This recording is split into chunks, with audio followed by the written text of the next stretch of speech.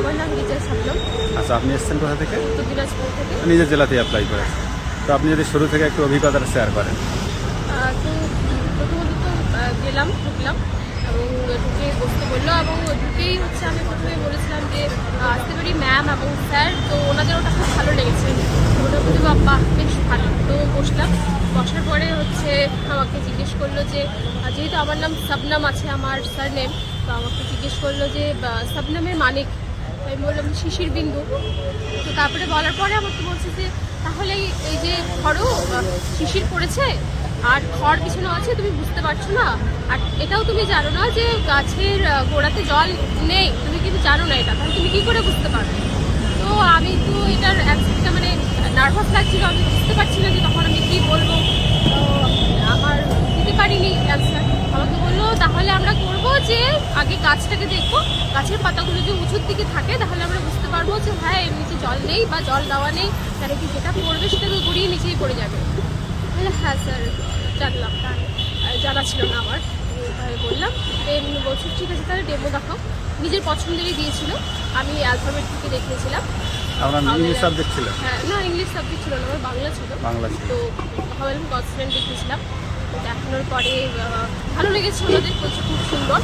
দেন বসলাম, বসে হচ্ছে আমাকে জিজ্ঞেস করলো যে আচ্ছা রবীন্দ্রনাথ ঠাকুরের রবীন্দ্র সন্ধি বিচ্ছেদটা করো। রবীন্দ্রসঙ্গীত পেয়েছি স্যার রবি যোগীন্দ্র, যেটা উত্তর সেটা বললাম। বলার পরে আমাকে বললো যে তাহলে এই যে রবি বানানটা বলো। তো বললাম, বলছে এটা কোন ই, মানে ছোটো ই না বড় ই? ছোটো ই। ওটা বলার পরে আমাকে জিজ্ঞাসা করলো যে যে আমাদের পৃথিবীর সব থেকে দীর্ঘতম নদী বা নদীর নাম, সেটা রং হতেই পারে বা সবুজ নীল হতেই পারে। তো স্যার নীল নদ। দিয়েছে। তারপরে আমাকে বললো যে আমরা শুধু ভগবানের ইয়ে থেকে এসেছি, আমরা তোমাদের হচ্ছে দেখিয়ে দিচ্ছি রাস্তা, তোমাদের শুধু ধরতে হবে, এখানে সব আছে। হ্যাঁ স্যার। দেন হচ্ছে জিজ্ঞাসা করলো কিছু ভিটামিন থেকে কোয়েশ্চেন আনসার জিজ্ঞাসা করেছে যে আমাদের মানব দেহে এমন কী কী ভিটামিন আছে যেগুলো আমাদের সাহায্য করে খুবই। তো ওই মোমেন্টে তো আমি কী সাহায্য করে মানব দেহে, বলছি তেঁতুল আমরা খাই। তেঁতুল নামটা যখনই বললো হ্যাঁ স্যার টার্টারিক অ্যাসিড। তারপরে বলছে বা এই তো পারছো, হ্যাঁ তুমি কি বাইরে চলে গিয়ে তারপর মাথা চুলকোতে যে মনে পড়ছিল না তখন, এখন মনে করছে। তারপরে জিজ্ঞাসা করলো যে সূর্যের আলো থেকে এটা ভিটামিন ডি। তারপরে হচ্ছে আরেকটু যে মুহূর্ত বানান জিজ্ঞেস করলো, ওটা বলেছি। তারপরে জিজ্ঞেস করলো হচ্ছে এই যে বিদ্যালয় সন্ধি বিচ্ছেদ আমরা করি, তাহলে কেন পরস্পর একসঙ্গে সন্ধি বিচ্ছেদটা করি? আমরা তো আলাদা আলাদাভাবেও বলতে পারি। তো সেটার উত্তরটা আমি বলেছি সূত্র অনুসারে, কিন্তু উনি বললেন যে যেহেতু এই দুটো একসঙ্গে উচ্চারণ করতে গেলে একই সঙ্গে চলে আসে, সেই জন্যই আমরা সেভাবে উচ্চারণ করে থাকি। উনি বললেন হ্যাঁ স্যার সেটাই ঠিক।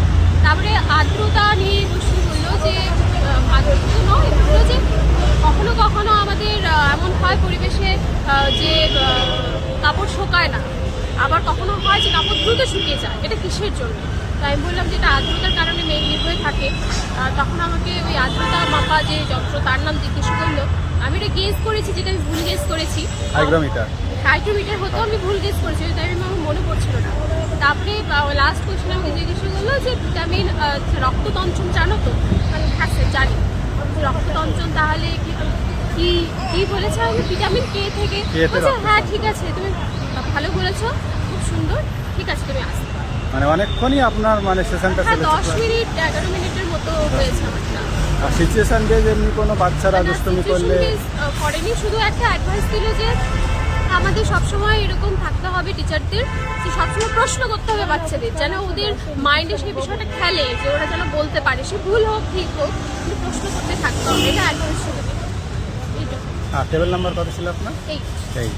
আপনার টেস্ট পাস কত সালে? 22। ঠিক আছে, ধন্যবাদ।